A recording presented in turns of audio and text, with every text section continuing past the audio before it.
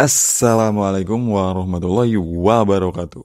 Bagaimana kabar hari ini? Semoga selalu sehat dan selalu disertai kebahagiaan ya lur. Gue akan mulai video kali ini dengan satu pertanyaan. Lu pernah gak ngebayangin bercandaan kecil bisa berubah jadi teror yang mematikan di jalanan? Nah, hal ini dialami sama dua kakak beradik di California lur. Di balik suara lembut radio CB, tersembunyi sosok misterius yang siap bikin malam lu gak bisa tidur tenang. Siapa sosok itu? Dan seberapa jauh dia bisa bikin hidup seseorang berantakan? Siapin diri lu, karena kali ini kita akan bahas salah satu film paling bikin deg-degan sepanjang perjalanan jalan tol. Ini dia, alur cerita film Joyride. Tapi sebelum itu seperti biasa jangan lupa like, komen, dan subscribe biar lu gak ketinggalan video selanjutnya dari channel ini. Berlatar di sebuah kota di California, cerita dimulai dengan seorang pria bernama Lewis yang tampak senyum-senyum sendiri saat ngobrol di telepon sama cewek bernama Vina. Sepanjang percakapan, Vina curhat panjang lebar soal patah hatinya lur. Dia baru aja putus sama pacarnya. Tapi dari cara Vina ngomong, kelihatan banget kalau dia sebenarnya lagi nyari pelarian. Ngasih kode halus supaya Lewis mau nemenin dia buat bantu ngilangin kegalauannya. Nah, Lewis yang memang udah punya rasa sama Vina dari dulu langsung gercep lur. Tanpa pikir panjang dia berniat buat beli mobil bekas. Niat banget ya, cuma buat jemput Vina dan nemenin dia aja padahal. Nah, kebetulan kuliah lagi libur musim panas, jadi sekalian aja Lewis ngajakin Vina buat road trip jauh ke kampung halamannya. Setelah mendapatkan mobil bekas yang lumayan oke, Lewis langsung memulai perjalanannya.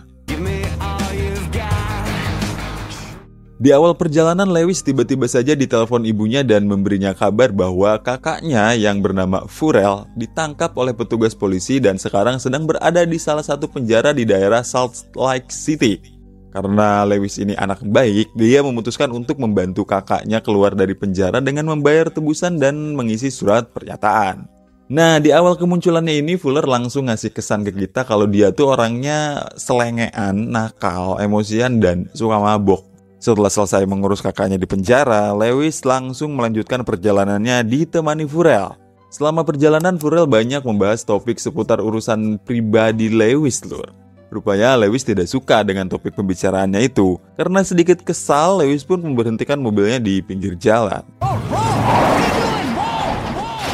Nah, tiba di salah satu rest area, Lewis menelpon Vina dan mengabarkan bahwa mungkin besok dia sudah sampai di tempat Vina. Di sisi lain, Fuller sedikit memodifikasi mobil dengan memasang radio CB. Radio itu dipasang Fuller agar dirinya bisa berinteraksi dengan pengendara lain di perjalanan. Juga untuk mendapatkan informasi dari pengendara lain tentang situasi dan kondisi di jalan selama perjalanan lur.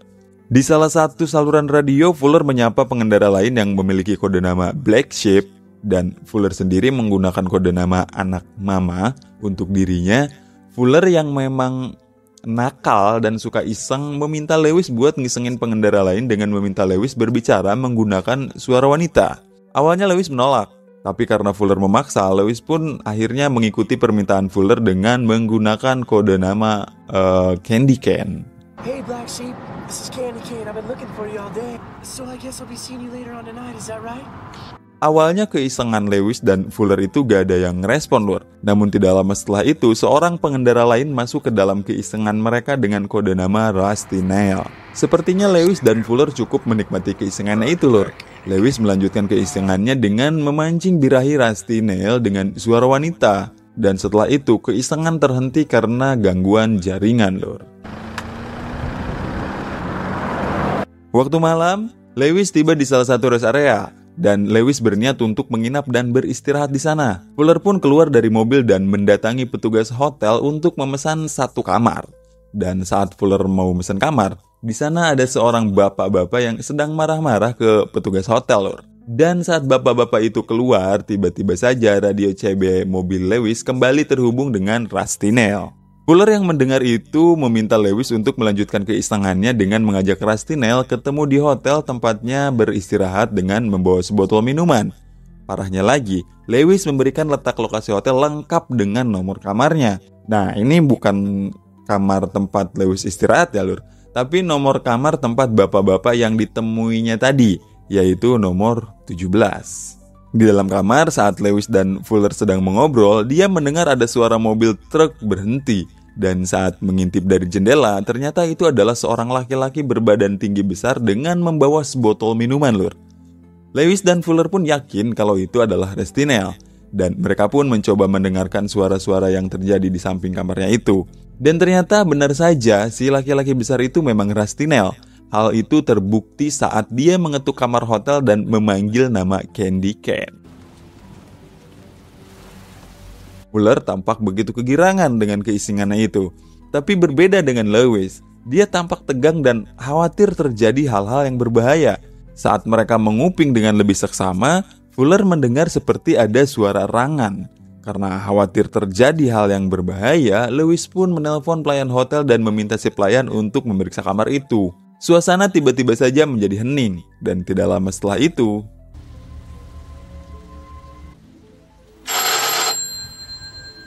si pelayan menelpon kamar Lewis dan mengatakan bahwa semua baik-baik saja.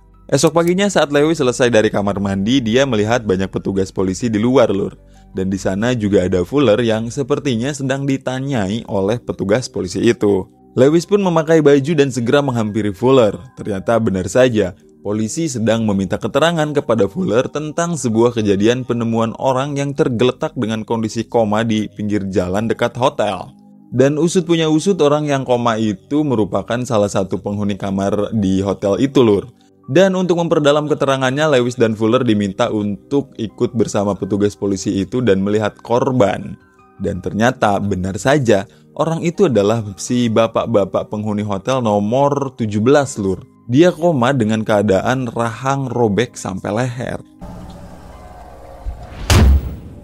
Lewis yang tidak mau masalah menjadi panjang akhirnya menceritakan kejadian sebenarnya kepada petugas polisi itu. Dan akibat dari keisengannya itu, mereka diminta untuk segera keluar dari jalur perlintasan. Setelah selesai dengan para petugas polisi, Lewis dan Fuller pun melanjutkan perjalanannya. Dan tibalah malam hari. Lewis nyalain radio CB-nya buat dengerin info kondisi jalan. Tapi tiba-tiba, suara Rusty Nail muncul lagi lewat jalur radio nyapa si Candy Cane.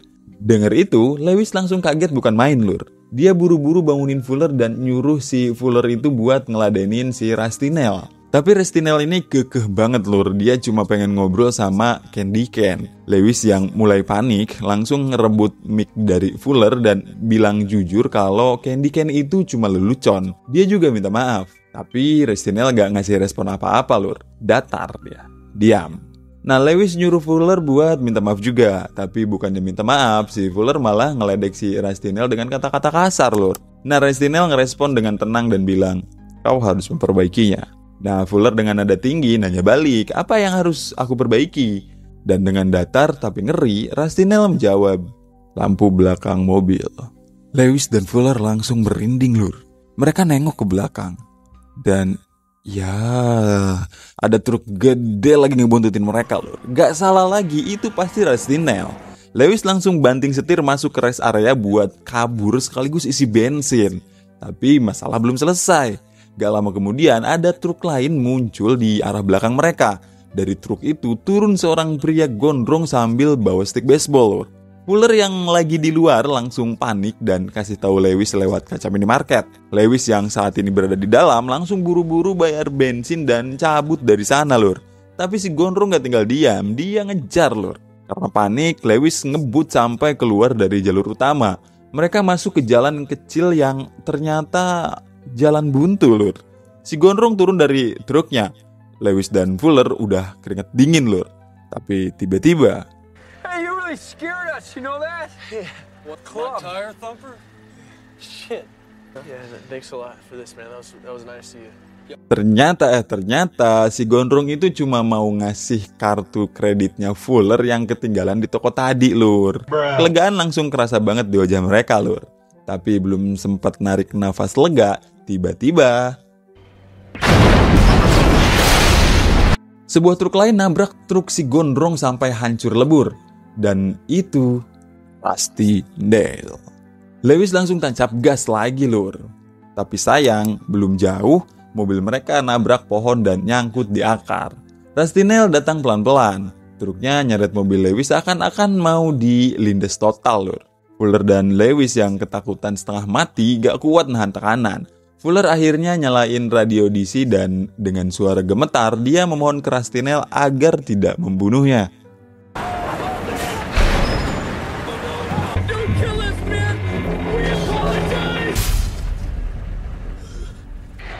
Esok paginya, Lewis dan Fuller tiba di salah satu bengkel dan di sana mereka mulai memperbaiki mobilnya yang rusak yang diakibatkan oleh Rusty Nail tadi malam.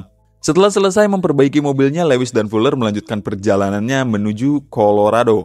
Dan di tengah perjalanan, Fuller membuang radio DC miliknya, Lur. Dan Lewis pun tiba di tempat Vina. Setibanya di sana, Lewis langsung menemui Vina dan saat masuk ke mobil, Vina disapa oleh salah satu temannya yang bernama Charlotte. Setelah itu, perjalanan panjang pun kembali dimulai. Di awal perjalanan bareng Vina, semuanya berjalan mulus dan lancar. Mereka bahkan sempat mampir ke salah satu rest area buat istirahat sejenak, Lur. Nah, di rest area itu mereka nemuin bar kecil yang kelihatan asik buat nyantai. Dan ya udah, mereka mampir. Di dalam bar suasana lumayan hidup, Lur. Musik pelan, lampu tentram, dan Vina kelihatan udah biasa banget sama kehidupan malam kayak gitu. Dia dengan santainya langsung pesen 3 gelas minuman tambahan, Lur. Tapi situasinya mulai gak enak nih. Tiba-tiba seorang bapak-bapak mabuk mendekati Vina dan mulai godain dia. Makin lama si bapak ini makin rese, Lur. Lewis yang ngeliatin itu langsung bangkit dan coba hadang si bapak-bapak itu. Tapi sayangnya dia cuma bisa berdiri gugup. Boro-boro mau mukul ya, ngomong pun nyaris gak keluar, Lur.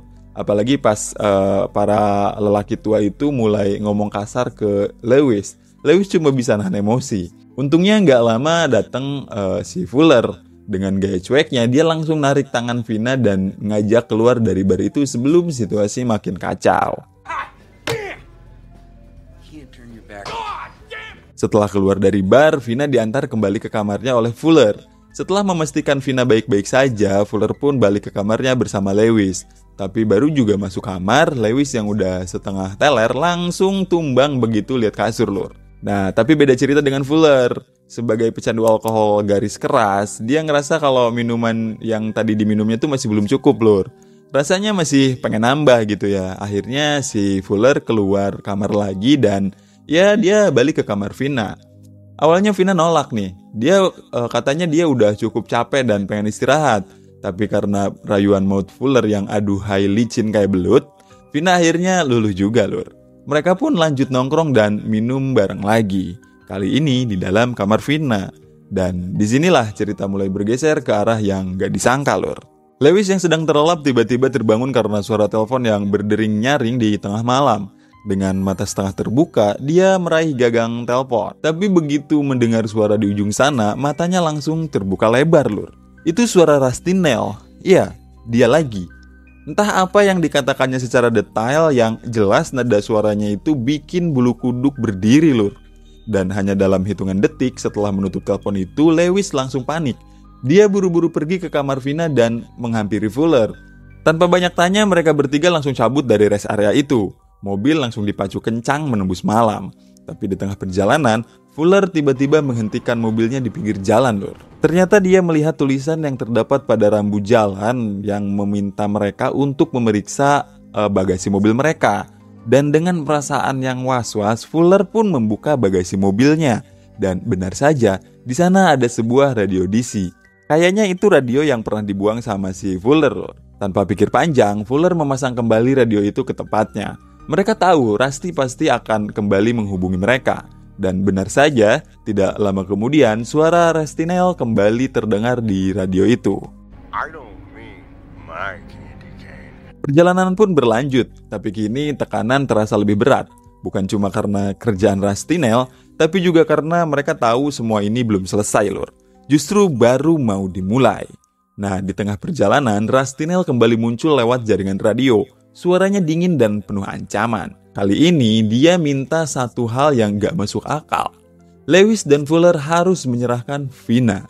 Kalau enggak, katanya sesuatu yang buruk bakal terjadi sama sahabat Vina, yaitu Charlotte. Yang bikin bingung, Rusty tahu dari mana nama Vina. Dan lebih gila lagi, dia berhasil nyulik Charlotte, Lur. Padahal dari awal Rusty itu cuma korban prank iseng dari si Fuller dan Lewis ya. Sekarang dia malah udah selangkah lebih maju, ngancam semua orang terdekat Lewis. Vina sendiri pun bingung dan shock. Dia bahkan gak ngerti kenapa bisa terjebak dalam situasi segila ini. Doi awalnya cuma curhat galau di telepon dan sekarang hidupnya kayak masuk film thriller lur. Nah setelah percakapan panjang itu Rustinel kasih perintah terakhir ya. Lewis dan Fuller harus datang ke salah satu rest area yang besar dan ramai. Tapi di sana mereka dapat permintaan yang lebih gak masuk akal lagi. Mereka disuruh lepas semua pakaian dan masuk ke dalam toko buat mesen 12 Krabby Patty. Dan karena gak punya pilihan lain, mereka berdua pun nurut aja lur. Sambil nahan malu dan nahan heran, apa sih maunya orang ini gitu ya. Rustinel emang agak waras ya bang. Tapi dia tahu tuh gimana cara mainin mental orang. Nah, pas Lewis dan Fuller lagi di dalam toko itulah Rustinel akhirnya buka suara. Dia ceritain semua alasan kenapa dia ngelakuin itu. Dan di saat itulah Vina akhirnya tahu semuanya lur. Very, very sorry. I think sometimes people don't. Gonna have to learn the hard way, isn't it? Setelah serangkaian kejadian yang memalukan dan penuh tekanan, Lewis mendapat panggilan misterius. Dia diminta untuk datang ke sebuah ladang jagung di malam hari, sepi, gelap, dan sunyi. Begitu sampai di sana, Lewis dan teman-temannya disuruh keluar dari mobil dan berjalan kaki sejauh 100 langkah ke dalam ladang. Dan gak lama kemudian dari kejauhan terdengar suara menderu. Rustinel datang dengan truk besarnya lur. Tanpa basa-basi, dia langsung tancap gas dan mencoba menabrak mereka. Untungnya Lewis dan yang lain cepat tanggap. Mereka langsung lari dan masuk ke dalam ladang jagung untuk menyelamatkan diri. Tapi Rusty gak nyerah lur.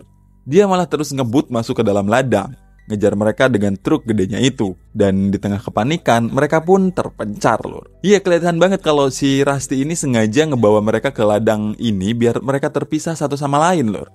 Begitu mereka kehilangan arah dan gak bareng lagi, Rusty langsung berhentiin truknya dan turun. Nah situasi jadi makin mencekam lur. Dan ternyata benar saja, gak lama setelah itu Vina berhasil diculik oleh Rusty. Beberapa saat kemudian dari arah mobil muncul kobaran api yang cukup besar. Lewis yang mendengar itu langsung lari ke arah kobaran api. Dan ternyata benar, mobilnya dibakar sama Rusty lur. Udah mah ceweknya diculik ya kan, sekarang mobilnya dibakar juga. Nah di tempat itu Rusty juga ninggalin pesan terakhir lor. Dia minta Lewis untuk menemuinya lagi di rest area Medford, kamar hotel nomor 17 tepat tengah malam nanti. Dan gak lama setelah itu semuanya makin gila lor. Dengan waktu yang semakin mepet dan kendaraan mereka yang udah hancur meledak, Lewis dan Fuller terpaksa ambil keputusan nekat. Nah mereka nyuri sebuah mobil lor. Tujuannya cuma satu, ya harus sampai ke kota Medford sebelum semuanya terlambat. Tapi pas sudah sampai sana mereka malah ketemu banyak hotel lur. Nah loh, Rustinel ini bawa Vina ke hotel yang mana coba? Gak ada petunjuk, gak ada sinyal. Jadilah mereka mutusin buat cek kamar nomor 17 di semua hotel satu persatu. Sementara itu di sisi lain, Vina yang lagi disekap sama Rusty mulai diikat erat di sebuah kursi. Dan yang lebih ngeri, Rusty mulai nyiapin jebakan kejam lur. Dia pasang satu shotgun yang diarahkan tepat ke wajah Vina. Dan ujung senjatanya disambung ke pintu. Jadi kalau ada yang masuk tanpa tahu apa-apa dan langsung buka pintu, secara otomatis senjatanya bakal nembak ke arah wajah Vina. Sadis banget lor. Median ini emang. Dan akhirnya Lewis pun sampai di hotel terakhir. Dia langsung menuju kamar nomor 17 lor. Tapi pas dicek, kosong. Gak ada apa-apa di dalamnya. Baru aja dia mulai bingung, tiba-tiba telepon kamar berdering. Pas diangkat, suara di ujung sana ngasih tahu sesuatu yang bikin jantung deg-degan. Ternyata Rustinel ada di kamar 18 lur. Dan yang bikin makin ngeri lagi, ini tuh skenario yang sama kayak waktu pertama kali Lewis ngerjain Rusty lewat radio. Tapi bedanya, sekarang Rusty udah nelpon polisi duluan. Si Rusty udah ngelapor kalau bakal ada mayat di hotel itu lur. Gokil emang. Lewis yang panik langsung nyuruh Fuller buat periksa kamar sebelah. Fuller muter ke arah belakang hotel lur. Dan dari jendela, dia ngelihat Vina dalam keadaan terikat di atas kursi. Tapi sebelum sempat nolong, tiba-tiba Fuller digerebek sama Rusty dari belakang lur. Di sisi lain, Lewis yang ada di depan kamar perlahan mulai memutar gagang pintu. Vina yang ngelihat gagang pintu itu bergerak langsung diliputi ketakutan. Tapi untungnya, Fuller yang berhasil lepas dari cengkeraman Rusty langsung teriak sekuat tenaga. Lewis langsung ngegas lari ke belakang hotel dan di sana dia kaget ngelihat Fuller tergantung di atas pagar dengan kondisi mengenaskan, lur. Pahanya ketusuk pipa logam. Sakit banget tuh pasti. Sampai dia teriak waktu pas Lewis mau nolongin si Fuller itu. Sementara itu polisi akhirnya datang dan mulai menyisir setiap kamar hotel. Satu persatu pintu didobrak paksa. Lewis yang tahu Vina dalam bahaya segera ninggalin Fuller dan lari buat menjinakkan jebakan yang dipasang Rusty di kamarnya Vina.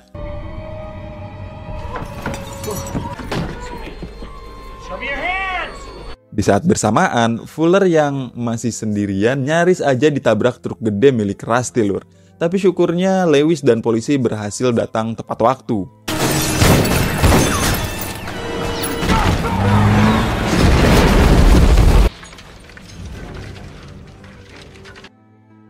Dan akhirnya Vina dan Fuller pun selamat.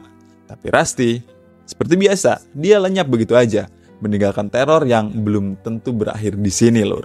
Saat Lewis sedang menemani Fuller yang sedang dalam perawatan, tiba-tiba saja radio DC dari mobil ambulan berbunyi dan setelah Lewis merespon, What's going on? How's that storm? Storm. film pun selesai. Tamat. Oke, itu aja alur cerita film yang bisa gue suguhkan kali ini. Kalau ada film yang pengen gue buatin alur ceritanya, silahkan komen di bawah.